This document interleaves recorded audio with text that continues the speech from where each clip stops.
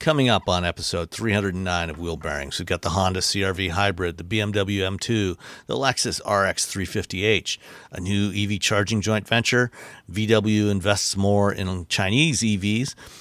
Ford launches the Mustang Dark Horse R and the Mustang Challenge series, swapping batteries with Ample. Bad influences kill the Honda E. The Volvo EX30 has taken some bad lessons as well. Vinfast breaks ground on their new factory, and Sam goes to Cars in My Yard 2023. All that and more coming up next.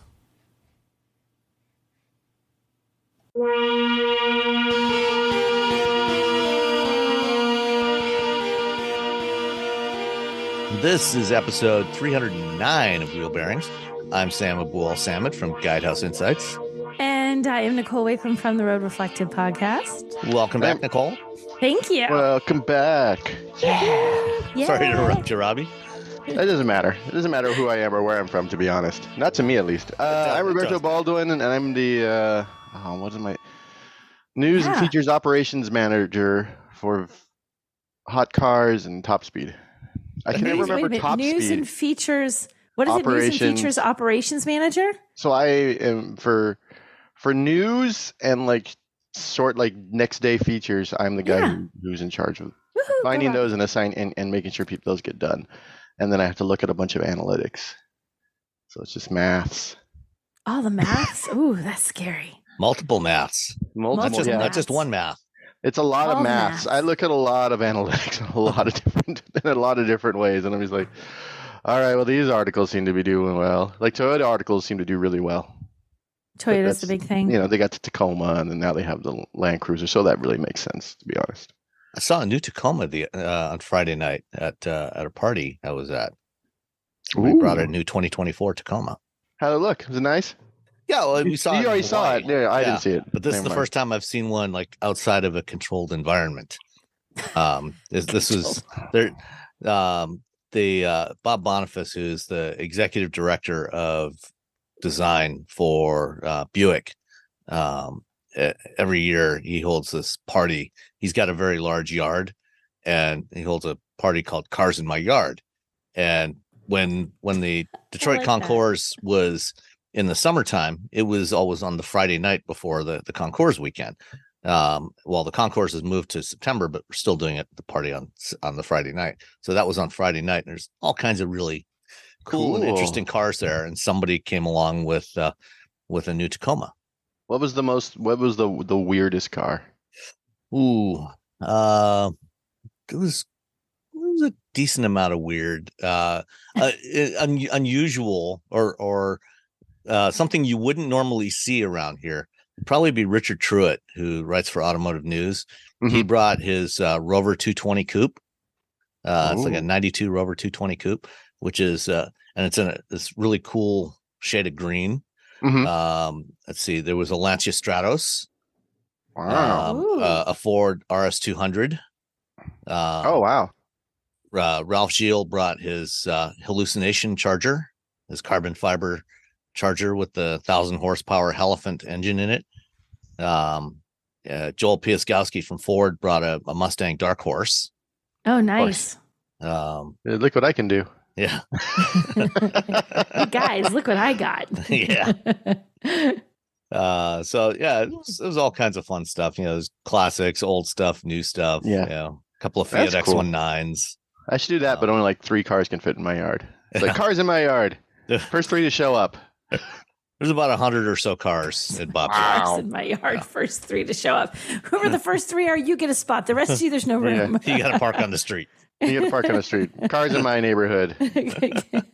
I like that. Cars in my yard. That sounds like an episode of I don't like my neighbor. The cars in my yard. My neighbor has 2 cars up on blocks and one in parts.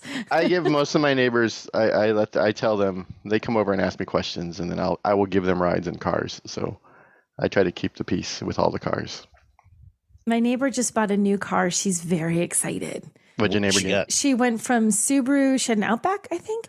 She got a Mazda CX-50. Ooh. She's very excited about her new car.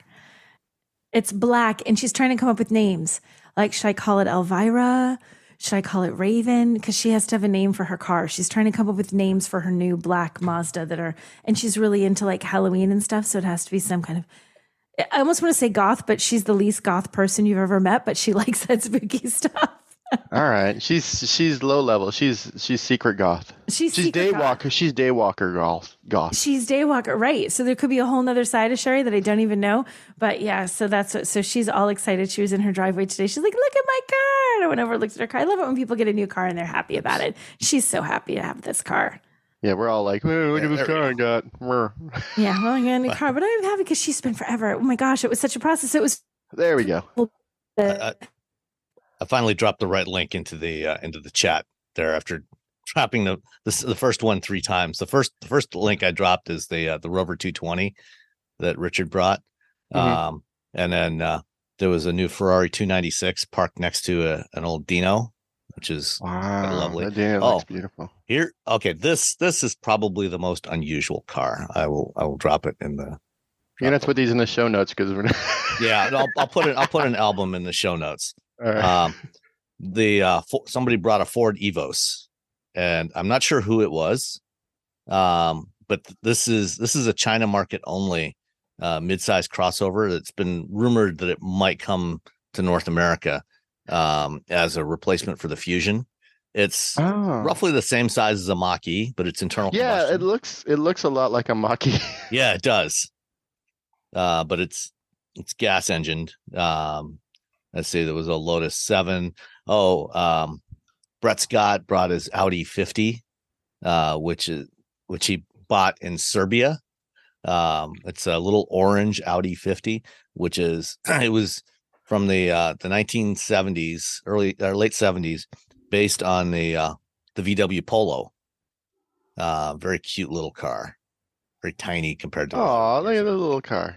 So you don't think that we're interrupting? We interrupted Nicole. She's having internet problems. That's why she just disappeared. We didn't just. Yeah. We're not just talking over Nicole now, because she was talking all of a sudden and just disappeared, and then we just started talking about cars. I don't want people thinking we're jerks. Yeah, and there was also somebody who had a Ferrari SF90 in green, which I've never seen before. In fact, I think this might have been the first SF90 I've seen in the flesh. I don't think I've seen one in person before. This is a really big yard. It is a big yard. I got to get a job in the automotive industry. Well, you need to be like the executive director of design for some automaker to get this job. Oh, and Frank Marcus brought his Sunbeam Alpine, which is a lovely little car. Oh man, this is a really nice lawn. Yeah, I'll include a Google Photos album, a link to a Google Photos album in the show notes for this. Oh, look at a cute little car. Yeah, so you can get an idea of how big Bob's yard is. Yeah, Bob's yard is huge. Yeah, there's a lot of very interesting cars, and it seems like a nice chill event. Which it's a lot of fun. Lots of people, from around the auto industry, friends and relatives of Bob, and just come and hang out for a few hours. And after the storms we had this week, it was nice to just relax and have some nice weather. So it was great. So while we're waiting for Nicole to return, Robbie, you want to go ahead and get started with what we usually do here? Yeah. Did you Sorry, I did drive something. I drove probably one of the best cars you can buy today, just hands down. I drove the BMW M2 Coupe, or Coupe if you're whatever, I don't know, Europe. This is just the UK where they say coupe, or is it everywhere else in Europe? Anyway, M2 Coupe, who cares? 6-speed manual transmission. It's fantastic. I had it in a really light blue color that my wife was not a fan of. I've seen that color. Nice. Yeah, it's I like it. But she was just like, nah, it needs to be a little. She's like, it needs to be a little bit more blue, either a little bit more blue or a little. She didn't, because it felt like it was faded to her. Yeah. So it would be interesting to maybe see the M2 in like the Portimao blue. That they have on like the M4 and the M3 and some other models, which is a darker, bolder blue.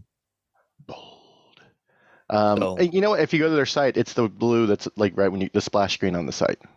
Okay. So you got that going. So if you want to see it, it's right there. It's fantastic. Just, it has a twin turbo inline six, and the BMW inline six motor is probably the best on the world, or engine. The inline six is the perfect iteration of an internal combustion form factor. Yeah, it's beautiful. It's wonderful. You can't beat an inline six. That's what I'm trying to tell you. And they put a twin turbo on there. It has 453 horsepower, 406 pound-feet of torque. And if you're getting it, you can get an 8-speed automatic transmission, and I will not judge you if you do that. I will. You know what? I will judge you. I want to say that I won't, but I kind of will. It's not true. It's fine. I don't do what you want with your money. If you have the money for this, do what you want. But you got to get the 6-speed manual. And if you don't know how to drive a manual transmission, get a friend who has like an old like Kia or something and learn how to drive it on something with very little power. Drive that around for a few days, get used to it, and then I don't know, step up to something medium, and then maybe up to the M2. You could also go to a performance driving school. Oh yeah, you can do that. Where you can learn some good driving skills as well. Yeah, and you learn how not to ride the clutch, and all those little things. Make you do learn how the little heel foot thing, which I always have difficult with because I have big feet. And so yeah, I got to get special shoes in order to make that work. Anywho, yeah, no, I drove it around the Bay Area for a week. Absolutely loved it. Just a joy on the back roads. Just outstanding. That inline six twin turbo, it's got just enough torque where, like, we were talking about last week where, in some of these back roads, you can kind of keep it in third gear for most of it. But you're down, there's a lot of hairpins up here in the Bay Area. Mm-hmm. So you're essentially second and third, just flying around. It's just great. I can't say enough nice things about this vehicle. There are seats in the back. No idea if anyone could fit back there. I have no idea. I don't know why they're even there. They're there, but yeah. Why bother? Why bother? I felt like that was the same way with the seats in the Mustang that we drove the other week. It was like, how? Yeah, they're just yeah. If, you like, I got to take a kid somewhere or a friend, and so the person, 3 people, and the person in the passenger seat in the front like moves their seat all the way up. So 2 people are mostly, unless they're obviously shorter than me, but maybe shorter than average height, will have a nice time. If they're taller, they're going to be a little bit uncomfortable, but they still, you're driving around in a Mustang, so that's nice, I guess. Right? But really, you're squished, but at least you're in a Mustang and you're squished. I don't know. We put someone in the and something like, if you had the Mustang convertible, you could have somebody sit sideways across the back seat. Yeah. They can put their hands in the air, waving like they just don't care. Like lots of headroom. Yeah. We put someone in the back of my BRZ. But he's the shortest person in the band. He's the drummer, and he had to sit sideways. And he was just like, "Well, this isn't fun." So anyway, it seemed cooler before I got back here. So the 2023 BMW M2 Coupe or Coupe, just a blast, just an amazing vehicle to drive. Just if you have the money. It has these like relatively small kidney grills. It does. It has this very aggressive grills. Has this very aggressive front end. The design is very aggressive, but it's very compact. It's not as wide. Those grills aren't as wide as you would see on the 4 Series or the iX or the XM. They're not these gigantic things. They feel very small. They feel very compact. There's almost this like the design. It's so angular. There's almost like this bit of tension just walking up to this car. It's almost like it's vibrating from its design, like ready to go, and you get into it, and it's like a switchblade. You're off. In some ways, it feels kind of like the original 1980s, the first generation M3. That 3 Series was kind of a boxy looking car, and they had the same kind of blister fenders and everything. Yeah, yeah, it's very like boxy. It's almost like a papercraft vehicle. You know, when people fold things to do papercraft, and and it looks very It's like low polygon, like Star Fox. Yeah, the video game from the Nintendo, Star Fox, like the first 3D video game. Anyway, for the old people, they remember that. It's got a starting price of $62,200. It's not cheap. It's a performance vehicle. It drives like a performance vehicle. It's worth every single penny. For all the work they've done to make this what it does. The one I had the carbon package, so it's I guess a little bit. How much does that add to it? $9,900. I was going to say 10 grand. Good gravy. $10,000, and I'm like, okay, so I probably should look this up. I'm like, how much weight are you saving? Maybe 60 pounds, 50 pounds. It's more about the appearance. Yeah, it's more about and so it's because the thing is, with most of the carbon packages on most of these vehicles, it's like, we replaced some of the hood. You're putting parts on places where they're not structural anyway. It's just like, look at the top right here. Like, this doesn't really do anything. It's these bars that are. It's not like the carbon, it's not like the i3 where the whole the bathtub is carbon, the whole frame is carbon. Yeah, or putting carbon, pieces on your center console and your dashboard. It's like, it just looks cool. Yeah. So, I mean, if you're rich, if you're not, I'm going to spend if I'm going to spend 62,000 or 63,000, I might as well spend 75,000. What's another 10 grand? Right? What's another 10 grand? Yeah. So that was the big ad. So the final price for the vehicle is $75,345. Still pretty much worth it, but I mean, you can get it for cheaper. So I'm trying to tell you, it is a thirsty beast. It is a 19 miles per gallon.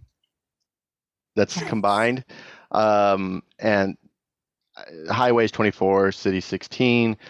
I was getting like 18 because I'm testing this car. So just so you know. Yeah. Is this something that you would consider using as a daily driver? Yeah, you put it in the comfort mode. So you get in and it's just like it just defaults to sort of like a comfort mode, and then or normal, and then you hit the button, and then there's sport, and then there's track. And then, of course, you have the M buttons where you can like set up your, the modes that you want. Like you can have the engine going, up to Sport Plus, but you want, comfort still for suspension, which a lot of people do. And so you can sort of set it up the way you like it. But driving it around, it was actually pretty comfortable. It had the seats. It had those sports seats where it has that like sort of like thing near your crotch in the middle. The little just to make splitter. Sure you don't slide down under the steering wheel. Yeah. So it has the crotch splitter, the leg splitter in your crotch.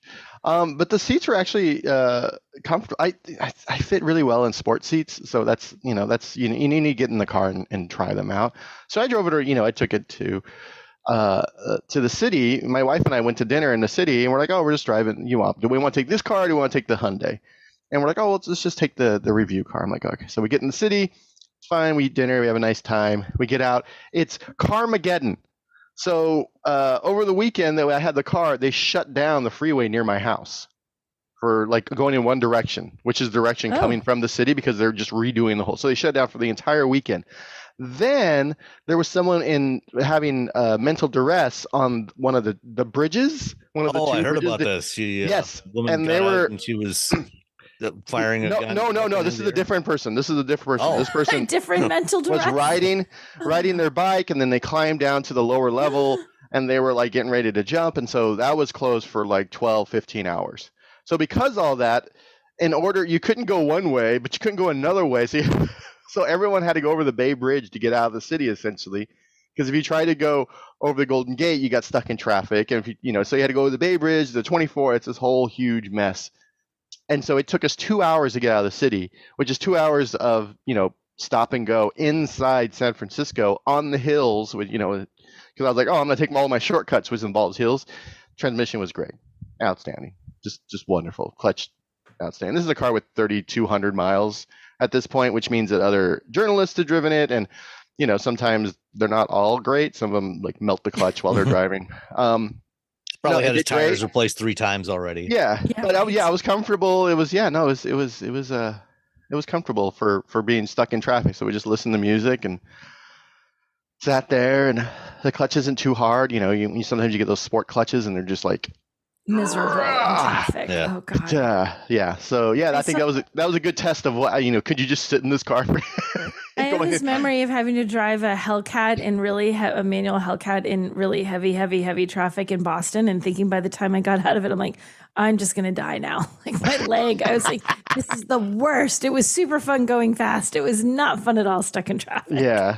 So if this is especially if you're used to driving a manual transmission all the time, which that's what I have is a manual transmission. So it was fine. It was comfortable for the long drive. The seats are very German specific, so larger Americans might not. Again, you should sit in the seats is what I'm trying to say. I had those seats in the M4 competition coupe, and went out to dinner with my wife, and she hated them. Really? Yeah, she did not like those seats. Yeah, so that's the other thing. You got to make sure the person your partner is cool with what you're buying. Yeah, but I mean, those are optional. You can get like regular really nice regular sports seat in there as well, which is going to be a lot easier. And as a daily driver, probably a better choice for most people. Yeah, that was the reason why I was like, well, maybe we should take the Hyundai to the city. And my wife's like, no. She sat and they probably weren't her favorite seats, but she wasn't complaining about them, so I think she was fine with them. Yeah. So for the driver, usual, it's make sure that whatever you're considering buying, you sit in it first and make sure you can get comfortable in the seats. Yeah. Before you sign for anything. Yeah, the John Cooper Works Mini, I can't own that car because of the seats. Like I cannot get them to fit with my body. And I'm just like, well, I feel like in general. I don't mind the harshness because I really love the GR Corolla. It's just those seats. Yeah, if you can get comfortable in a harsh car, I'm totally fine. So destination, what do you think? You go first. $1,595. I'm gonna say $995. It's exactly $995. Of course it is. Of course it is. Well, the reason why I guess that is because, contrary to what you might think, on most of these more expensive European cars, the destination charge is usually less than it is on most domestic vehicles, even though they're shipping them from Europe or somewhere. And that's because brands like BMW and Mercedes and Volvo, they're fine with they're not trying to hide price increases. If they're going to increase the price, they'll just increase the price, rather than trying to hide it by increasing the destination charge. Yeah. Yeah, it's just upfront. This is what it's going to cost. Do you want it or not? Yeah. Buy it or don't buy it. We don't care. Yeah. So anyway, if you have the money, if you're a big car enthusiast, if you like a car that handles really well in the corners and is just a hoot to drive, manual transmission, and again, you can probably swap out those seats. Yeah. The BMW, the M2 coupe. I love the last M2. Well, I think those seats are part of the carbon package, actually. Yeah, they're probably. Oh, in that case, don't even bother. Yeah, because they have a little carbon, like little square. Yeah, because the whole. If you look at them, while you were describing them, I was looking again at the BMW site. And you look at the interior gallery. The whole back panel of the seats is made of carbon fiber. Yeah, you can't even see that. Who cares? But it's there. Just the extra carbon fiber. You paid $10,000 for that extra carbon fiber. Well, the little M2 lights up, so that's kind of cool. Oh, well, that's worth it. Yeah. But yeah, really, just get maybe the regular old seats. I think you're going to be fine.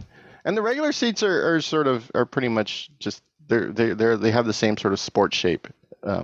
On your torso. I mean they're very supportive. I mean I've used those seats in other BMWs and they're fine. Yeah, they're fine. There you go. You don't have the unless you're planning to use it as a track car. Yeah. If you're going for a track car, well, you can just get aftermarket seats too. Yeah, but these will be perfect because they're already set up for stuff. All right, Nicole. Yes. What have you been in? Well, this is funny. I had a moment's confusion before the show because I thought I was driving the RX 350h, and then I picked up the car key and it says NX, and I was like, wait, what the heck have I been driving all week? So I had to go running outside. Type in something wrong and my car key is wrong, but the car is right. The tag is wrong. But I had that brief moment of utter panic, like, have I been thinking I've been driving a different car this whole week? No, so I have the RX350H. I think the one that I had, I don't have a remotely. I believe it is the luxury, which is the top trim in the lineup, which is $58,550 based on all the little bits and pieces that were in mine, unless they were optional. But I'm guessing that it was the luxury. This is a fun little car. I like that this color, and I was trying to find the color, and I was so busy trying to figure out which car I had. I didn't get a color, but it's just like this really cool green. It's like this dark foresty kind of green, and it's very metallic. I've got more compliments on the color of this car. And it was funny because I was talking to someone about whether or not buying more expensive paints is actually worth it or not. People do notice when you have a fancy paint on your car. They do. Because it's not an especially striking car in and of itself, but the color is sort of striking. So I like the color this car was, and it got lots of compliments. So this has a 2.5 liter 4-cylinder. It's a hybrid. It has 246 horsepower, and there is 233 pound-feet of torque, and there's a CVT. So it's a pretty responsive vehicle. I mean, this isn't a huge SUV. It's got 2 rows of seating. It's not tiny. I mean, it's a proper, like, you can sit 2 rows of humans in there. You could put 3 people in the back seat and they're not going to be overly squished. Even if you're taller, you have enough room for your knees. You've got plenty of room for your head. So it's a great choice for people who really genuinely want to use that back seat. It's not just for looks, or if they have adults, they're going to be putting in the back seat, not just the kids all the time. But even with kids, the thing is car seats take up a surprisingly huge amount of space in a car. And if it's very small, 2 big car seats are not that far apart from each other when you look at them. These would actually, you could fit 2 car seats, probably 3, without being like having to do it like a spring to get 3 car seats in there, which is kind of nice. So I like this. I had a fun time driving this. I had to drive it during like the strangest weather and circumstances. So I drove it through a torrential downpour that was flooding out roads and had flood warnings. And then it was like 90 degrees and I was stuck in horrible Boston traffic for 2.5 hours, just kind of putzing along, put, like going like 0 mile. It was not registering a miles per hour. It was like, but it's you're the going perfect too environment low. for a hybrid though. Yeah, it was a perfect environment for the hybrid, because here's the funny thing. So I didn't grab the fuel economy because I'm terrible about doing that. But the neat thing was I filled this up. Normally, if I go back and forth to Boston more than once, I'm filling up a tank. I'd have to fill it up. And I mean, I went all the way back and forth to Boston twice. I got stuck in heavy downpour, so traffic was moving very slowly, but still I'm moving.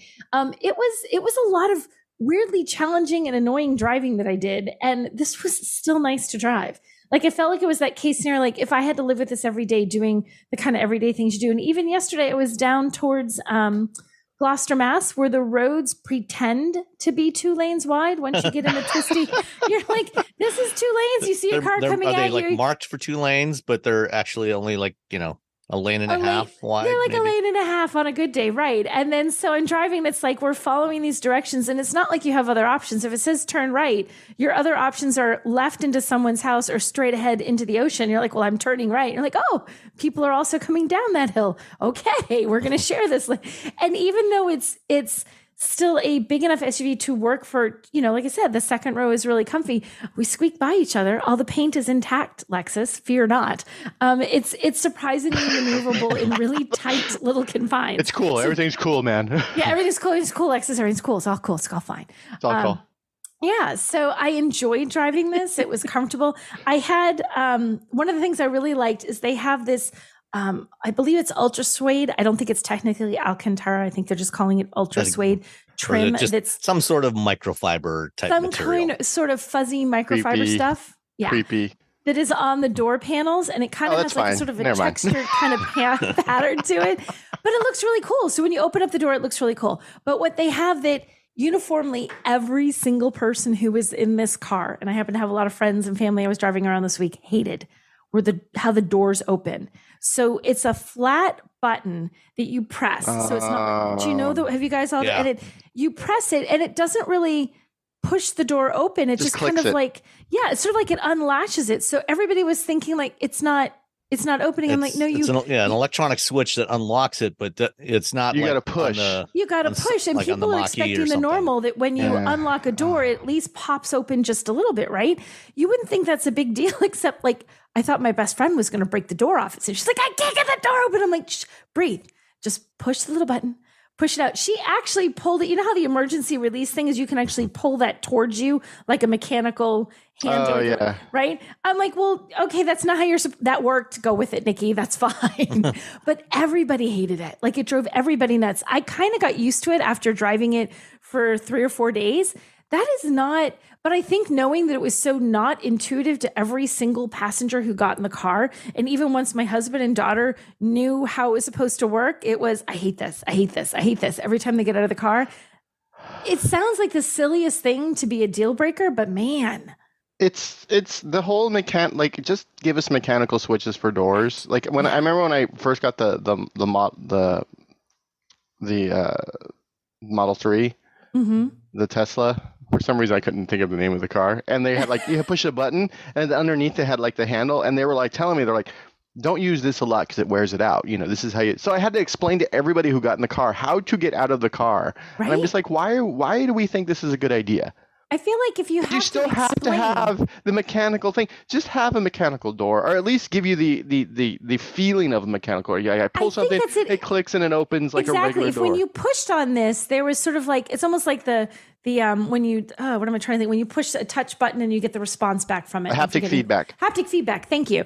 It's like when you get haptic feedback, there's no actual button, but it goes boom, boom, sort of under your finger, so you know that you've actually touch the screen. If there was some kind of feedback that made it like mimicked that the door was unlocked, then you would just push it. But because it doesn't feel like it's done anything, you have that sense that it's locked and you're not moving the door. And it would drive me crazy trying to explain this to friends. And then once I'd explained it to my vast number of friends that drive in my cars, right? All of them, the whole community of them, still having them complain about it every time they get in my car would be like, why did I do this? So I didn't like that. I did love little interior door panels. And here's something else that I really did like. So on the steering wheel, there's the little touch pads on the right and the left that control various functions, your volume, and you can look at different things and cycle through various menus so you can see safety stuff and your tire pressure and all these different things.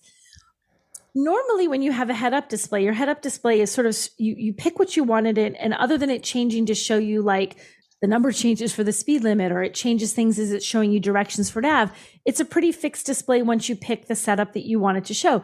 This one, if you swipe your fingers on the left-hand side of the steering wheel, it shows those buttons in your head-up display. And if you swipe your fingers on the right-hand side, it shows those buttons. And as you move your fingers over those sort of like the buttons that are sort of hard to feel almost in the steering wheel, you see them lighting up in the head-up display. So you know exactly what button you're about to push. And as soon as you take your hand away from it, that disappears and you're back to the more clean display up there. I thought it was neat that you saw just whatever half of the steering wheel you were touching at a given moment. It knew. It's like, she's trying to use something over here. Let's show her what those 4 buttons are going to do. Oh, she's on the other side. Let's show her what those for. She thinks she's turning the volume up. Nope, she's turning it down. And you can see it. I thought it was brilliant because I'm the first one who's always like, oh, that's the wrong button. I thought it was kind of cool that it showed you all that in the head up, but only when you needed it. Only when you touched that side. Then it was like, I'm gone. I'm not going to pester you the rest of the time. Just here because clearly you're trying to do something. Does it have it for the doors too? You're trying to open the door. That's what I need. Push door. Yeah, little thing. Push. And then one other thing that I decided, and I don't know if there's settings for this, and I couldn't find a way to set this, but the safety features, which are always great, one of them, it has that driver attention. So it can see if you're looking at the road. And the idea being, if you're either sort of like zoning out or dozing off, or you're looking at your phone, you're not paying attention to the road, it gives you a little like bing, bing, and gives you a warning saying, hey, driver, eyes on the road kind of thing, like to make sure that you're focused on the road. But the funny thing is, like, I'm in the traffic that was going less than 1. So I'm just kind of sitting, and I kind of had my hand just on the wheel at one point, like whatever. And it keeps thinking every time I put my hand, and because my hand's covering it, it's like, you're not paying attention. You're not looking at the wheel. It was getting confused by my hand just sitting there because I'm resting it on the steering wheel because I haven't driven anywhere in 5 minutes, right? I'm like, you're right. I'm not paying attention because I'm stuck in traffic. But it was sort of weird. It was almost like it was a little oversensitive. So it got kind of annoying in heavy traffic because it's like, I'm not like, car, I'm going nowhere. I'm just resting my hands on the steering wheel. Witness that I'm going 0. Leave me alone. So that was kind of annoying. But I did love I loved driving it. I loved how roomy it was. And I love the little ultra suede inserts on the door. So that's my Lexus 350h luxury all-wheel drive experience. Cool. Yeah. And if you like the styling of the previous generation Lexus RX, you'll love the styling of this one because it looks almost exactly the same except for the grill. It's one of those cars, unless you parked them next to each other, I don't think you're going to be like, you'd be hard pressed to identify from the outside which is the new and which is the old. Yeah. All right. Excellent. Sorry, did you say how much it was? It was, and like I said, I didn't have a Monroney, so I'm looking to see what they say. It's pricing for this one. The luxury 350h all-wheel drive is $58,550, and it looks like that pretty much has everything that I had on mine. I don't think I had any extras that weren't included in that. Like it had the 14-inch infotainment and the 21-speaker audio, and heated and ventilated seats. It seemed it matched. So I think this is straight up how that comes if you get it that way. Okay, cool, excellent. All right, well, I had the 2023 Honda CR-V Sport Touring Hybrid all-wheel drive. Again, with the it's a lot of words. That's a lot of words for a car. Too many words. But so this is the latest generation of the CR-V, which is, I think, might be Honda's best-selling vehicle now. I'm pretty sure it is. Yeah, I think it is. It is. It has to be. Yeah, because it used to be the Accord was their bestseller, and of course, like Toyota, the upper compact / mid-size crossovers, the CR-V and the RAV4 have now overtaken the sedans. The sedans are no longer. Nobody wants sedans anymore. No one wants sedans, except for the people that want sedans. Yeah, the CR-V is the reason you don't have a Fit in America. That's right. Yeah, because they sold pretty. The Fit did pretty well, but the CR-V did so much better. They're like, why? Yeah. Yeah. So this is an all new generation of CR-V, or at least as all new as most things ever get. But it's a new generation of CR-V, which the design, like the rest of Honda's recent designs, is not as interesting as the previous generation. The previous generation was a little more distinct. These have gotten a little more bland. I think bland is a good word for it. It's not bad. It's not. Well, you look at this and you're just like, but the new Accord looks amazing. Yeah, that is kind of the exception. Every time I see the Accord, I'm like, that's such a wonderful looking vehicle, and then I look at the CR-V and I'm like, yeah, it's fine. Yeah. It's okay, it'll do. And it's selling like hotcakes. The reality is most people don't really care that much. As long as it doesn't look ridiculous, they're fine with it. And so that's fine. I mean, this is the kind of car that is the typical smaller family, maybe a couple, maybe a couple, empty nesters, that sort of thing, that they're buying this vehicle. And this has the latest iteration of Honda's hybrid powertrain, all-wheel drive. This is the top end model, so it's loaded with everything. And it's funny when I look at it, because the shape is more boxy now than it was before. Mm-hmm. It actually looks a lot bigger than the old CR-V did. When you see it in isolation, it looks like it's a size class up. Yeah. But I was just checking the dimensions, and it's actually only 2 inches longer. But it looks like it's much bigger than that. It does, like in the photos, it almost looks like you could throw a third row back there if you wanted. Yeah, unfortunately they didn't, because there's definitely not enough room for a third row. Yeah. But it looks like it's a lot bigger, but it's not. But it's big enough that. What were you gonna say? Is the wheelbase the same? The wheelbase is also 2 inches longer, or actually less. It's 1.5 inches longer. Okay. It looks bigger than it is. It's the opposite of the Ioniq 5. Yeah. So it's like an extra 1.6 inches of wheelbase, and then 2.1 inches overall length.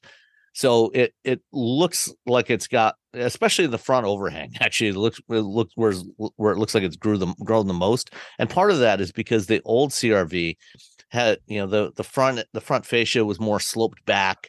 It had a little bit sportier look to it. This one is boxier. The whole front fascia is more vertical, and it looks chunkier than before. More like the Pilot has for forever. And so, especially when you look at it in profile, it looks like there's a lot of mass hanging out there in front of the front axle, more than before. Which actually, it's not that much, but it's visually massive. And like there's like this much in the picture. I'm putting my hands up, but I feel like there's like an inch or two. It's just air. There's no radiator there. And the thing is, that also means the hood stretches out further, so you've actually got a little bit less visibility of what's directly in front of you, which is a problem that we've been having with a lot of vehicles in the last decade. They get more and more massive looking front ends, especially on trucks and utilities. These massive front ends, and it makes it harder to see what's directly in front of you. So if there's, like, for example, a small child sitting playing in the driveway, you got to be really careful because you can't see as much of what's in front of you. It's not like you're looking forward all the time anyway, so I don't know what the the problem is. It's not like that's where you need to see. Sorry, you're going to be looking around you, behind you. You're never looking forward. Forward, crazy talk. All that said, this is a fine vehicle. It's there's some really good upgrades.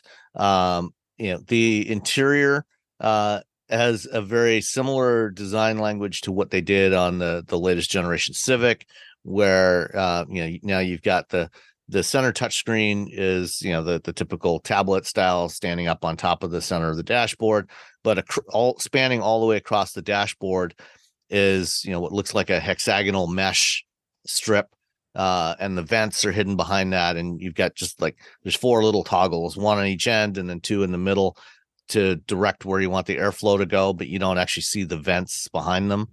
Cool. Yeah, it's a nice the little joysticks. Throwing fireballs. Lots of room in the back seat, front seat, plenty of room as well. The seats, Honda seats, have always been really comfortable.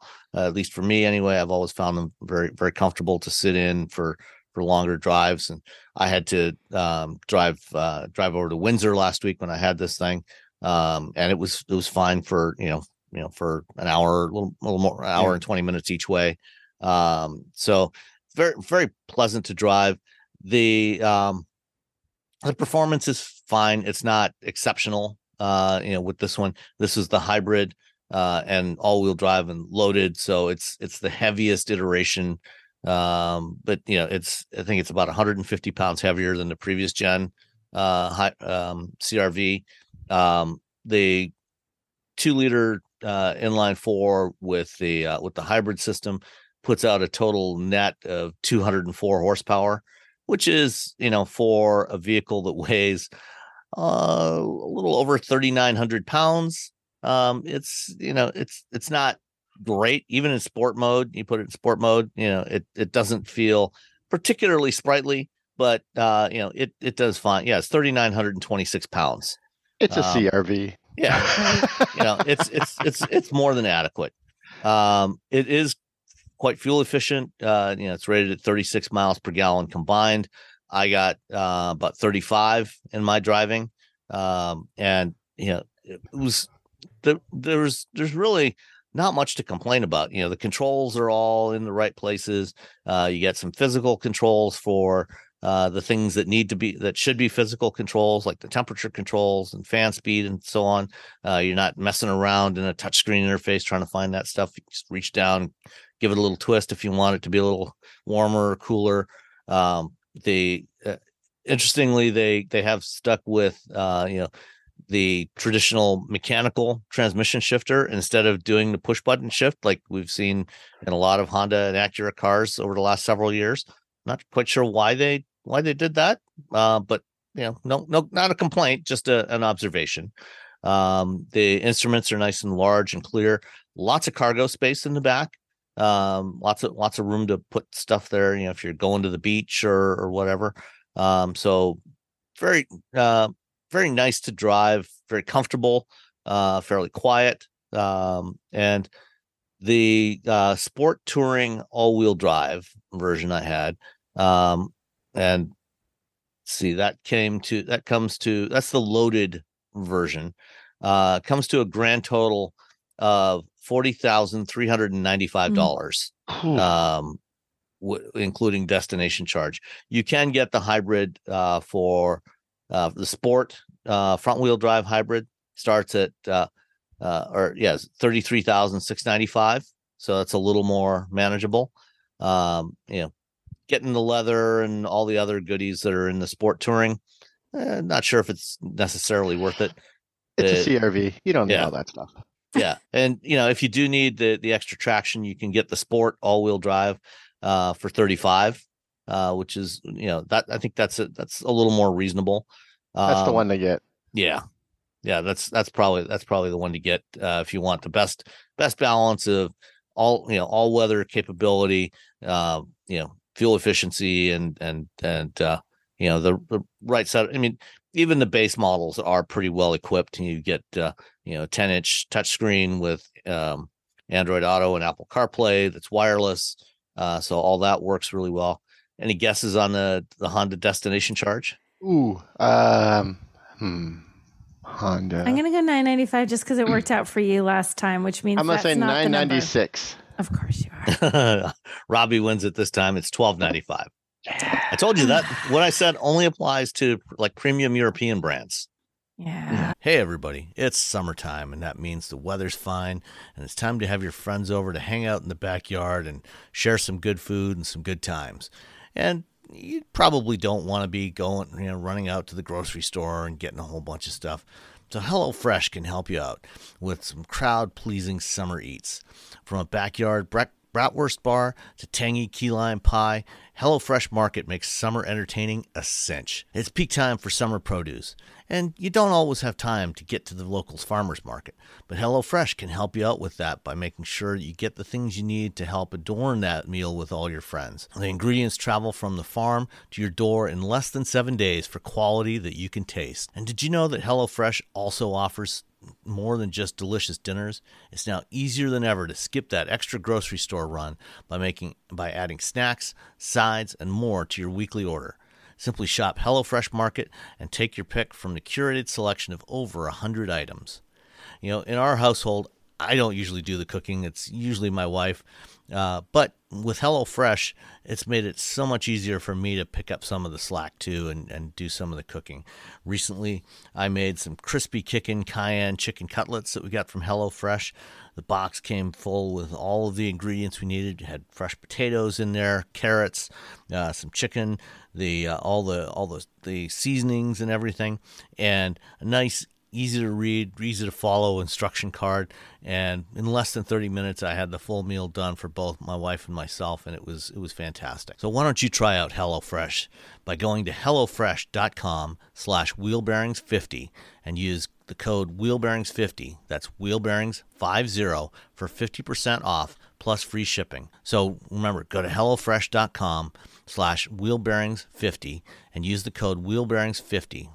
That's the number 50 at the end for 50% off to get your first HelloFresh order with free shipping. Remember, HelloFresh is America's #1 meal kit service. Yeah, this is built here in the U.S. It's a Japanese brand, but it's built here in the U.S. Yeah, so it's going to be a little more. It's not as bad as buying something from Stellantis, where they'll Stellantis would probably charge you $17.95. Yeah, Stellantis. Yeah. So that's the 23 Honda CR-V sport touring hybrid all-wheel drive. So nice all-around vehicle if you need roominess for couple with a couple of kids or friend. You're going to be regularly carrying friends along. It's similar in size to the RX, not quite as luxurious as that. And the doors open, in the normal fashion with mechanical levers. I just realized I've never been uncomfortable driving a Honda or an Acura. Like the seats have always been like every Honda I've owned, every Honda or Acura I've actually driven from either, they've all been like, oh, this is nice. Like to the point where you just don't even think about it. Yeah. The only one where I would have a slight complaint is on the fit. The seat cushions, the lower seat cushions on the fit were a little bit shorter. And I have longer thighs, so I like having a little extra thigh support. But aside from that, I mean, even that, it wasn't uncomfortable. It's just, I would have preferred slightly longer seat cushions, but everything bigger than the fit has always been great for me. Yeah. Good job, Honda. Acura. Go Honda. Yeah. Go seat people. All right. So this week, I guess on Thursday, last week we drove the Mustang, and Nicole, I don't know if you have any thoughts you wanted to share about it, because you weren't with us last week. Any thoughts you wanted to share about driving the Mustang in California? Yeah, no, I like the Mustang. When I've been talking about it, and reviewing the thing, I said is, to me, it felt like they took the good bits of the Mustang and just made it better. Like there's no gigantic, it didn't feel like gigantic moves forward to me. It was like little iterations better. The biggest change to me that I thought was a great improvement is the interior feels much more open to me. It was always always sort of claustrophobically tight. It was very, very snug. And I feel like they opened the way that they redesigned the dashboard and the center console. It's not much larger, but it feels much more open inside. So I like that. I like some of the custom stuff that they optioned out too. Like they have like seatbelts that have stripes on them now. You can get like a couple different colors to make your Mustang your Mustang. And I thought what do they call the electronic drift brake, I think is what they officially call it. That drift brake was fun. Like I'm not someone who drifts cars as a rule. I mean, how many of us do it all day, every day? Come on, you right? do. Don't I know, lie. I got to work hard. Side shows with Nicole. Yeah, exactly. So, but what I thought was kind of neat was that you had a choice of getting into the car either on your own and having a professional driver give you feedback, like this is how you did on the little drift course, or you could get into the car with a driver and he would go through while you were driving and like, okay, do this, do that, do the other thing. I opted to have a guy actually get in the car with me because I thought it was, I would learn more and I would have a better feel for it because I don't. That's always the better option, really. It really is. And you drift all the time. If there's someone who can tell you like one little itty bitty thing, take that person's advice. Always listen to the professional drivers. 100%. And even just driving, like even if it's like a general like driving on a track in circles, if you give me the option of having an instructor on there or a professional driver, 100%, put him in the car with me and let him critique the daylights out of every last thing that I do. Because you learn something every time. Even if they switch out which like instructor you have, every single one finds a different thing about your driving. And it's not that they're saying you absolutely are terrible. They're just like, if you change this, you'll get faster in a corner. If you change this, you'll have better control here. They give you and it's sometimes the subtlest of little things that they teach you. So I did that. And it was funny. I was genuinely a little bit nervous because I've never really drifted like that. And we're supposed to do like 5 laps and there were short little, I shouldn't say laps, 5 little, things through the course. It wasn't really a lap per se. But I found that by the end of those 5, I was like, this is fun. He's like, take one more because you're finally getting the hang of it. Do one more because I think you actually got this. Do one more. See? And he really did by the time you're done. And I thought, if you were someone who this is what you do, this is how you drive your Mustang, this is the kind of thing you were already doing already, you're going to find this drift brake makes it an absolute cakewalk, like so easy. And if you don't do this and you want to learn how to do this, it is really easy to learn and sort of to manage the weight of the car, to start to understand how the weight is flinging the car around, how the weight is moving front to back on the wheels. It just makes it so easy to start to learn how the car feels as you do this. And so quickly, like I said, 5 little runs through there. And suddenly I thought, I get this now. And I'm not someone who does this all the time. So I think it's kind of brilliant. I think it's a really fun feature that's going to appeal to whether you're the hardcore driver who does that kind of thing, or more just for kicks and giggles, you might get a chance to try it now and then. It was really cool.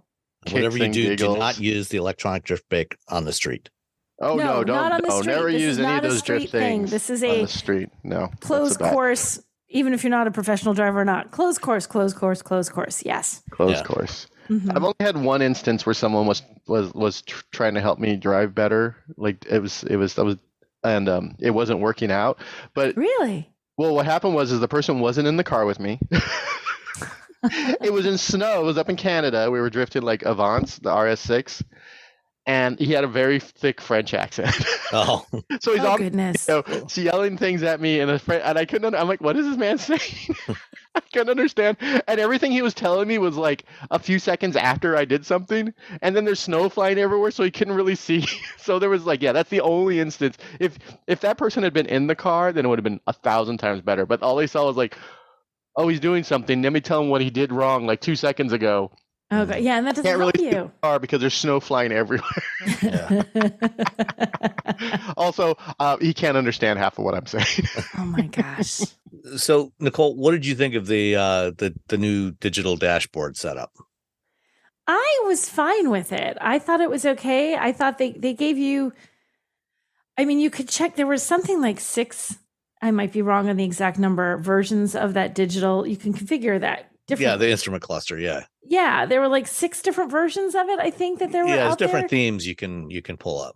Right. That sort of showed you the information a little differently depending on just, I guess, what you were doing, but also just what the heck you felt like having it. I think it's a lot of it's just style. I like this one. It looks better. You can use any dashboard for any application. It's a dashboard. It's an instrument cluster. It'll work.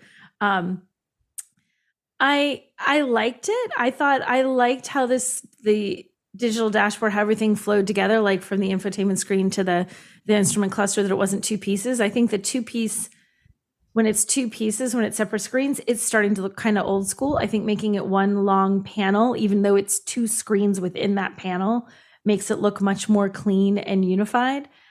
You look like you don't like it. Did you not like it, Sam? I mean, my thoughts on touchscreens, and Yes. big screens in cars, and Right, I'm right. not particularly a fan. Right.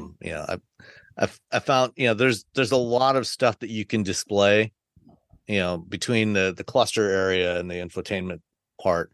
There's a lot of information you can display there, a lot of which I don't find to be especially useful, or it could be distracting, and also not having physical controls for the climate control, even though it's there permanently on the screen.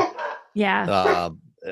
I don't like, I don't like that. I'm not a fan of that. I hate not being able to just turn the temperature up and down and having to look for it and having to go into a touch. I don't like touch controls for that. I feel like, because I agree with you 100% on that. I don't like touch controls for heating and air conditioning. I feel like that's just, guys, I appreciate you can do it. Don't.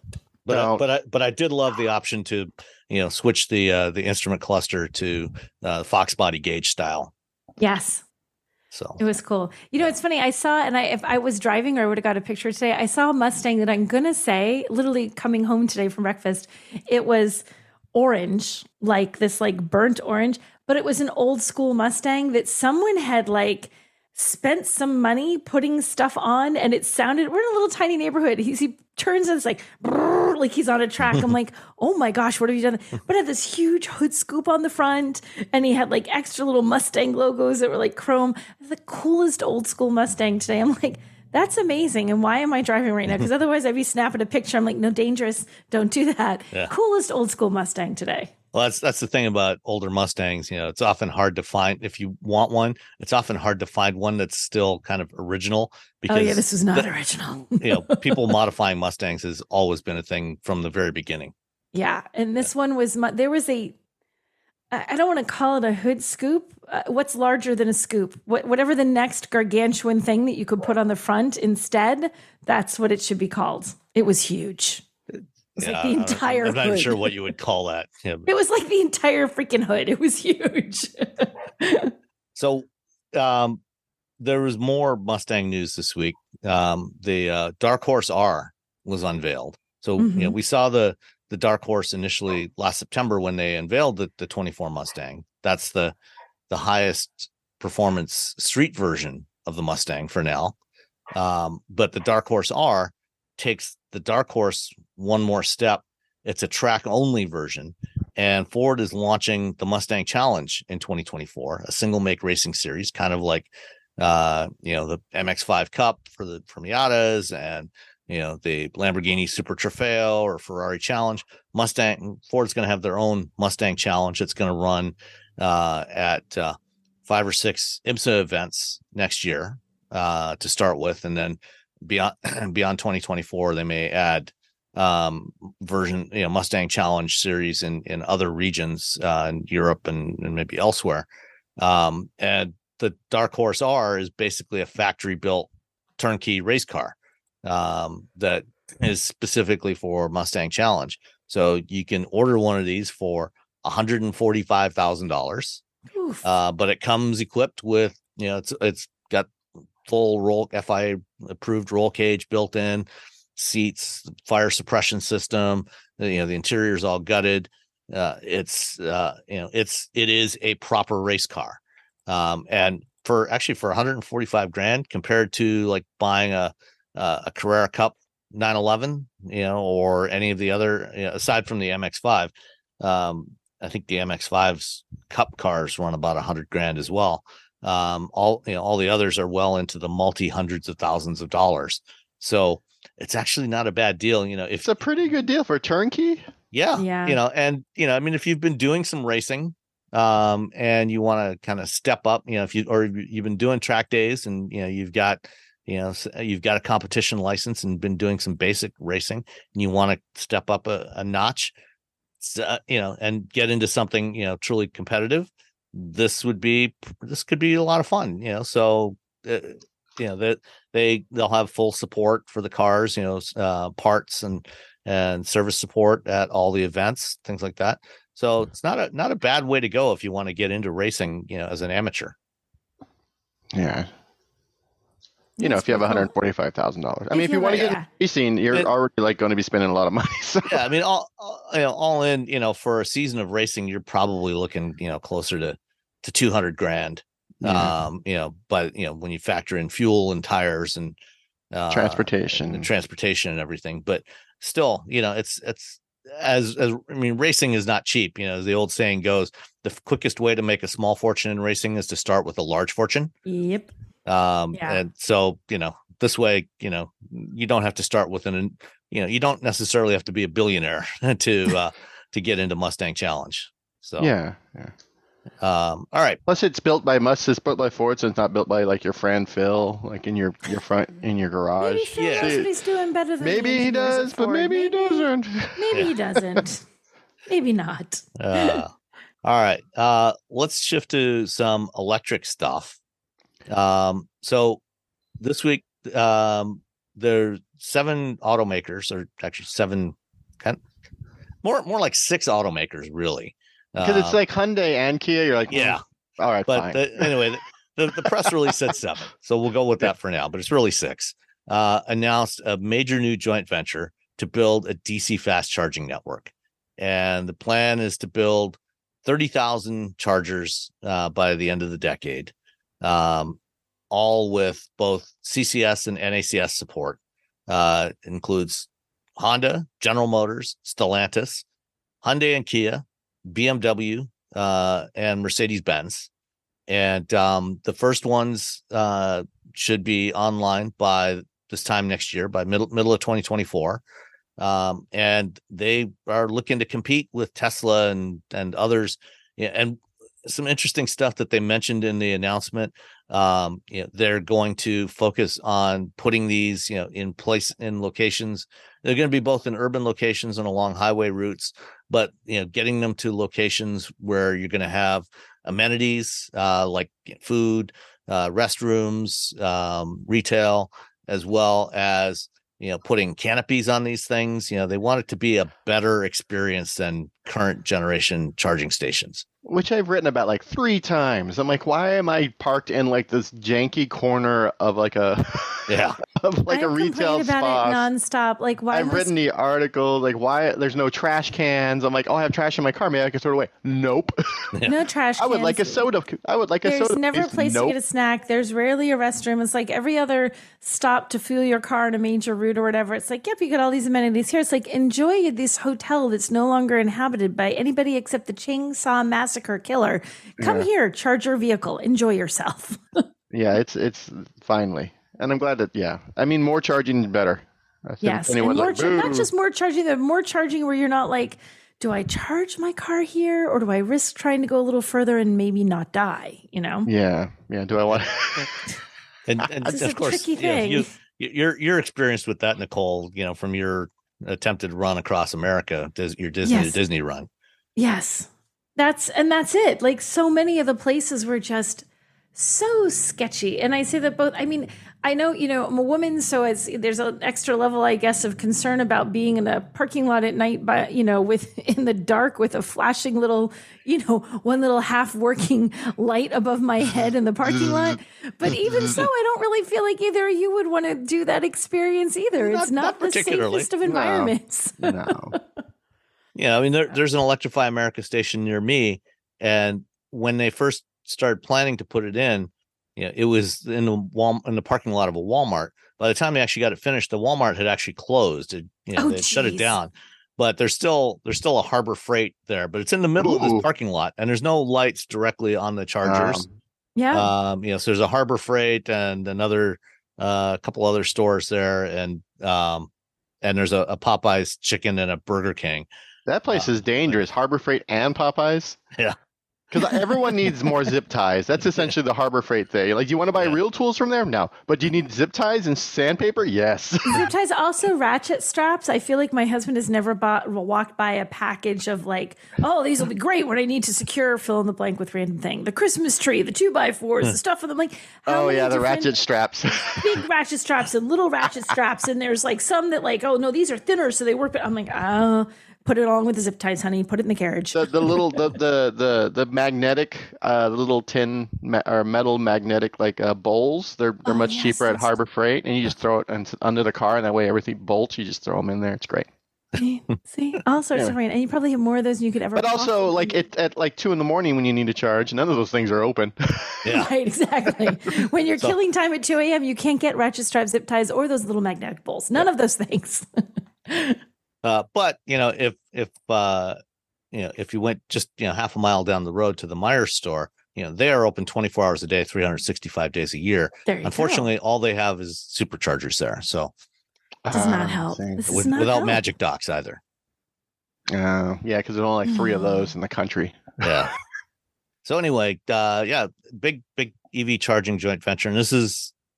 And I reached out to both Mercedes and General Motors because both of them have previously announced their own investments in chargers. Mercedes at CES this year announced they were building a charging network, and GM has previously announced investments with partnerships with EVgo to build, I think, about 2,700 chargers, as well as one with Pilot earlier this year to put them at 500 Pilot stations, Pilot Flying J truck stops across the U.S. And so this 30,000 number is actually in addition to those. They're not counting those chargers. That's about between Mercedes and GM. There's probably between 4,500 and 5,000 chargers, I think, that they're planning to put in. And this is another 30,000 on top of that. Plus, they also listed this as the founding members, but it's not necessarily the only members. This could be, if other automakers wanted to join this group and invest more and increase the number of chargers, they can do that too. So, yay, more charging, more chargers, yay! And then, as an alternative to charging, there's battery swapping. And Robbie, you wrote something about battery swapping this week. Oh yeah, I did. So I went and I talked to the head honcho over at Ample. They're a battery swapping company. I've talked to them before. And they're very much at the first time I talked to them, they were very much like, oh, we have some specially outfitted vehicles for ride hailing, Uber, Lyft, that sort of thing. And you're like, okay. Now they have a deal, and now this is very confusing, with Daimler's Mitsubishi Fuso. Daimler, the company, owns the Mitsubishi truck brand, but not Mitsubishi. I know. They also own like Peterbilt and Mack and a bunch of other things. But Daimler also no longer is affiliated with Mercedes-Benz cars. Yeah, there are 2 different entities now. They've split up. Anyway, so Mitsubishi Fuso, I've actually driven this vehicle, the electric version, before. And now they have a deal, and they're doing a pilot program in Japan where these Mitsubishi, these panel trucks, essentially like just drive around town, the ones you see everywhere, will do battery swapping. So they pull into these little stations, these little modules get pulled out by little robots. New modules are popped back in. The truck drives away. 5 minutes, you're back to doing all your deliveries. Easy peasy, lemon squeezy, and and I think it works really well for that sort of situation. When it comes to individual vehicles, it's a little bit more complex. As Sam helped point out, I use Sam as a as a source of my article. Hey Sam, I need some answers. Go Sam. But yeah, it's a lot more difficult because you have to come up with standards for batteries. And if you're working closely with a fleet company or a company that builds fleet vehicles, that makes a lot more sense because you're not building, hundreds of thousands of these, unlike, let's say, a Honda CRV. You only need these 10,000, maybe 5,000, 1,000 of them. And those are going to be on the road constantly, and that's how they make money. And the fleet managers want these things. The idea of having to build charging infrastructure in your, let's say, your garage for, let's say, 10 cars is fine, but if you have 100 of these things, yeah, it's a bit more difficult. So it's a really nice addition to how the charging network is going to be built out in the country and the infrastructure, and I think it makes a lot of sense for some of these fleets. But I don't think it's I think it's going to be a very long time. And I don't even think by the time it makes sense for regular cars, we're probably going to have solid state. So that even makes it, at that point, it's like trying to swap out the gas tank, because which doesn't make sense at all. Yeah, solid state is going to charge so much more quicker. It's going to be quicker. It's going to, That's the theory, at least. The theory. If they can fix those darn dendrites, that's the theory. Look up dendrites. It's a fun thing. Yeah. Well, the interesting thing about Ample is kind of their approach to battery swapping, which is a little bit different from what other companies have done. Like going back to 2008-9, there was an Israeli company called Better Place that did this. Tesla briefly did it with one swap station that they built just so they could get extra ZEV credits from the state of California that they could then sell at a premium. NIO does this in China now, and also in a couple places in Europe, where they swap the entire battery pack, and they just drop the whole battery pack out of the car, move it over, put a freshly charged pack in the car. And that's where, the whole standards thing comes into play, because everybody, every vehicle's got a different battery pack form factor, different sizes, different connectors, and everything. And so it doesn't make a lot of economic sense to run swap stations for this, unless you're doing something like NIO, where you can swap any NIO. All the NIO vehicles have these swappable packs, and they all use the same battery pack format. But you can't take a Xpeng or any other EV into a NIO station and swap the battery. Yeah. What Ample does is they've standardized it at the module level, so they have standard battery modules. And normally on most EVs, the battery pack is a big box that has smaller boxes inside that are the modules that are filled with cells.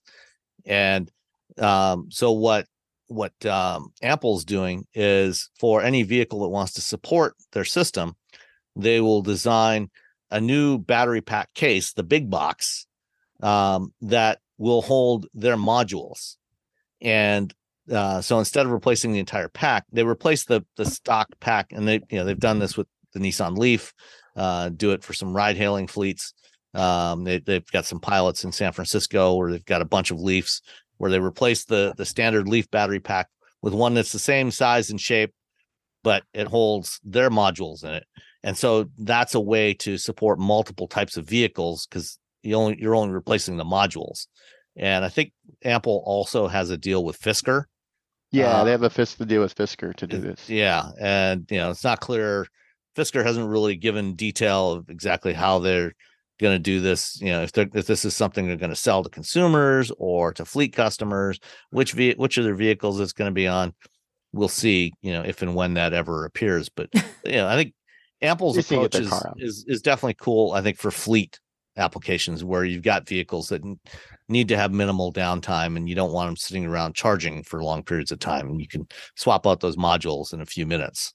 Yeah, it's really interesting how quickly they can get a charging station up. They can get one up in a few days. All they need is a slab of concrete is essentially all they need to put it in. And using these small modules, they can, you don't have to charge an entire pack You're just charging each individual little module. And let's say the car comes up and not every module is 100% charged. You can still put it, a bunch of them in there so the car is essentially 80% charged and go back to, its duties and then start charging the rest of those little modules. And the car always has, you don't have to worry about degradation because you're always getting new batteries all the time and right, etc. Cool idea, etc. Yeah, it's pretty smart. All right. Then another EV related story from Volkswagen. They announced this week that the Volkswagen Group is investing in a Chinese EV brand called Xpeng. That you can't buy those here. They're sold in China, and they started selling them last year in a couple of European countries as well. They're actually pretty nice vehicles, especially their sedans are pretty cool. And VW bought a 5% stake in Xpeng, and Xpeng's doing pretty well in the Chinese market. And they've been growing. And so they're going to be working with Xpeng, on some new stuff. They're going to work on joint development of 2 VW brand electric models for the midsize market in China.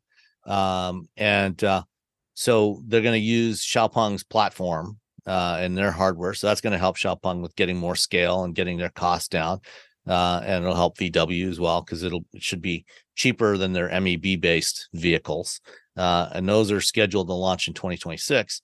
And then the other thing that they announced was that Audi has signed a strategic agreement with SAIC. That's Shanghai Automotive Industries Corporation. And Audi and VW have been working with SAIC since the 90s. That's their main joint venture partner in the Chinese market, building VW and Audi brand vehicles in China at SAIC factories. And so they're going to expand that cooperation with Audi to do new connected electric vehicles specifically for the Chinese market. And one thing has been kind of interesting, especially in China, the premium foreign brands, like particularly European brands and also American brands like Buick, have been generally more popular in China up until relatively recently with a lot of Chinese consumers because they're perceived as being more premium. But now the local Chinese brands are starting to gain more traction there. And so, they're going to be focusing on designing vehicles specific to the Chinese market, rather than the same vehicles that they sell everywhere else. So it'll be interesting. Any thoughts on any of this? I mean, you want to make as much money as you can in the EV market. It's for, in the US, they're still essentially, well, they've had to invest so much money that they're still losing money. It hasn't become a profitable venture yet. And so anywhere you can sell more cars and eke a little bit of profit and partner up with people to sort of spread the herd around. Yeah. I mean, it's sort of the challenge, like trying to make money on all this. There's such an investment in making this all happen in a way that is both profitable and okay, consumers buy in and are getting what they want, and it's easy for them to access, and production is what it's such a huge endeavor. I feel like any way that they can, like Robbie said, we made $5, woohoo! Like, go for it. I mean, how long did it take for Tesla to make a profit? Yeah, exactly. A very, very long time. So about 15 years. Yeah, so everyone's in the same boat, but they also have Ford has F-150s that they're essentially just printing money over there with that thing. They are. It's yeah. But when you're a stockholder, you don't think about that. You're looking at it like, well, we're losing all this money in here. I'm like, but you have money in Tesla. But you're making money over on this other thing. Yeah, I know. It's the stock market isn't it's always what's the thing? Stock market is not rational. There's no rational at all. Every Apple event, the joke was every Apple event they would show off a new thing and Apple stocks would go down. It didn't matter what happened. It didn't matter what they showed because the stock market doesn't make any sense. It makes zero sense. No sense whatsoever. Yeah, I mean, Ford this week they had their earnings call, for the second quarter. Their profits, they've got three main business units: Ford Blue, that's traditional internal combustion; Ford Pro for commercial vehicles; and Model E for electric stuff. And Blue and Pro made so much money that their profits were way up for the company and exceeded analyst expectations. And Model E lost money, as it always has up to this point, and lost more money than it did in the first quarter. And they also increased, or they said that overall, as a company, Ford is going to make, they're projecting to make more profit than they forecast earlier for all of 2023. But Model E is going to lose more money than they had forecast, going from $3 billion to $4.5 billion, because they've had to cut the prices on Mach-E and Lightning. But even though they said we're still going to make more profit than we said at the beginning of the year, their stock still dropped by like 5 or 6%. So yeah, we're still going to make a buttload of money, many billions of dollars. Yeah, but this one part of the company loses money. But we have to really invest in this one part of the company because it's brand new, and we need to anyway. But everyone's like, "Oh no, they could have made so much more money if they didn't didn't make enough more money. They have to do." Yeah. No, it's a whole. I feel like it's a good time to buy an electric car. Yeah, I think. Yeah, that's actually not bad. As long as you don't want a Honda E. This is heartbreaking. This is sadness. This is just sadness. This sad. Yeah. So I mean, we've talked about the Honda E before. This lovely little electric car that Honda sells in Europe and in Japan. And we've complained about the fact that you can't buy it in North America because Americans don't want little cars. Stupid Americans. Well, yeah.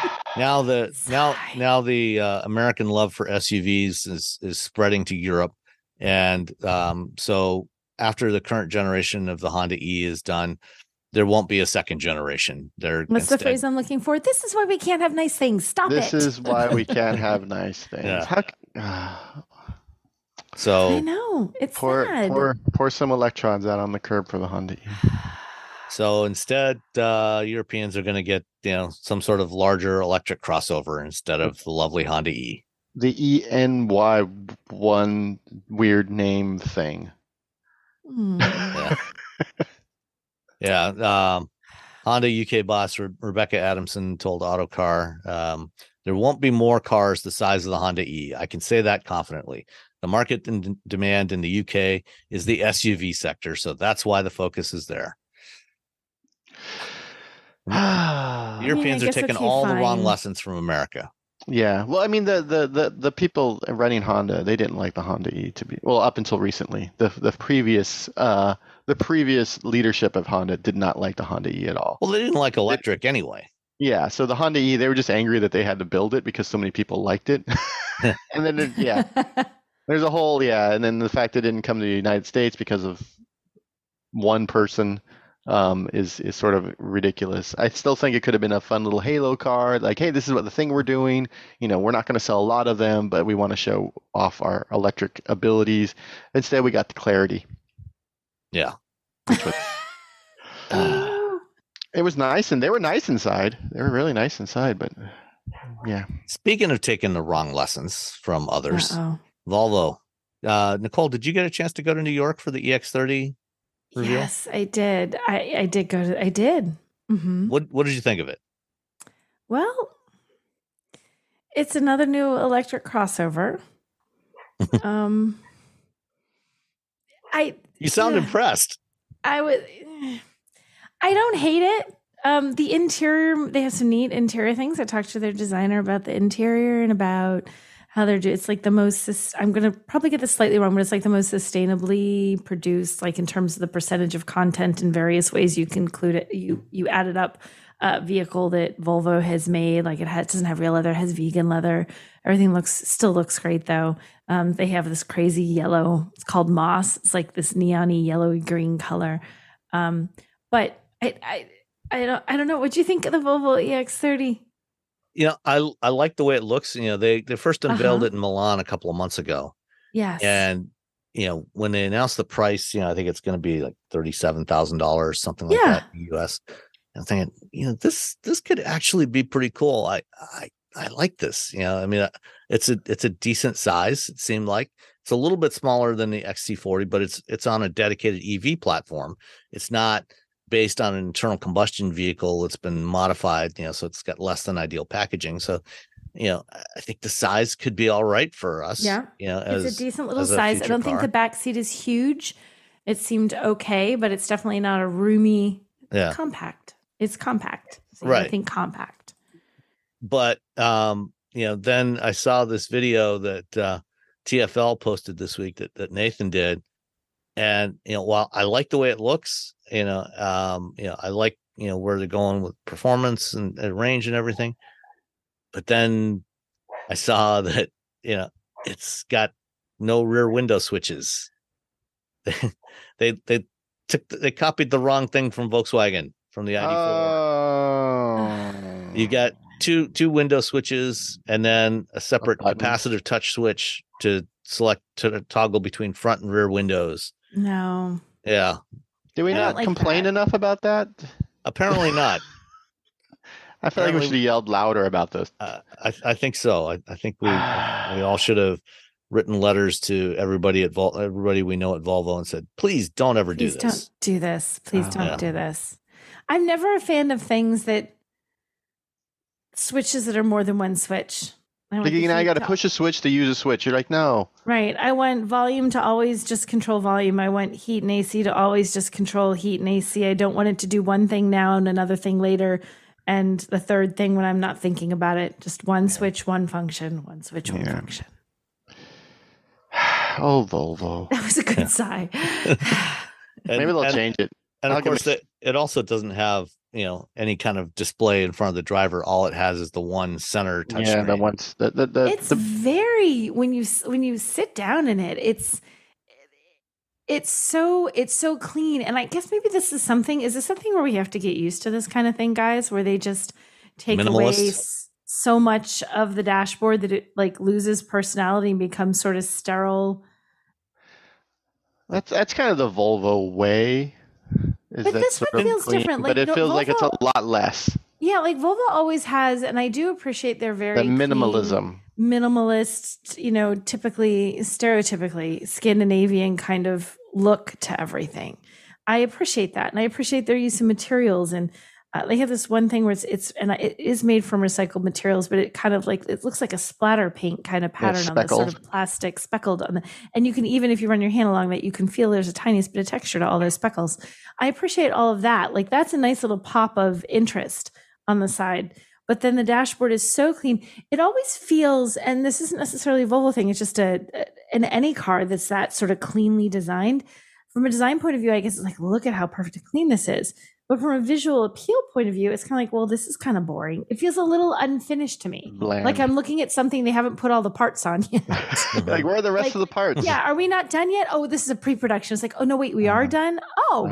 Okay. And and maybe it's just a matter of getting used to it. Maybe I just need to get used to this. Do I just need to get used to this? We should not have to get used to not having information directly in front of the driver. No, that's a bad thing. Yeah. Because I think we all know, we've all driven fast on a track, and we all know that looking down when you're going fast is, a little iffy.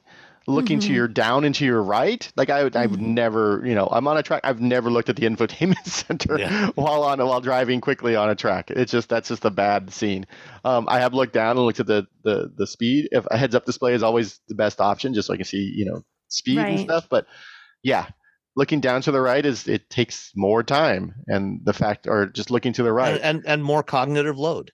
Yeah. And so you're just making That's the thing, your brain. Sam, and you really hit it, that it's that cognitive load. It's not always about it's simpler or it's less clutter for your eyes. Sometimes if it's all so clean and all so compact and all so condensed in one spot, trying to find what you're looking for, even though in this nice, clean, tidy dashboard, is actually so much harder. Yeah. You don't realize how much extra attention it takes, taking your mind away from the road. And it's not always just your eyes. It's literally your mind. You're watching the cars, you're driving in a straight line, but you're okay, this and this and this and this to turn down the heat that's roasting me to death. That's not good. You should just one button, boom, and you're done.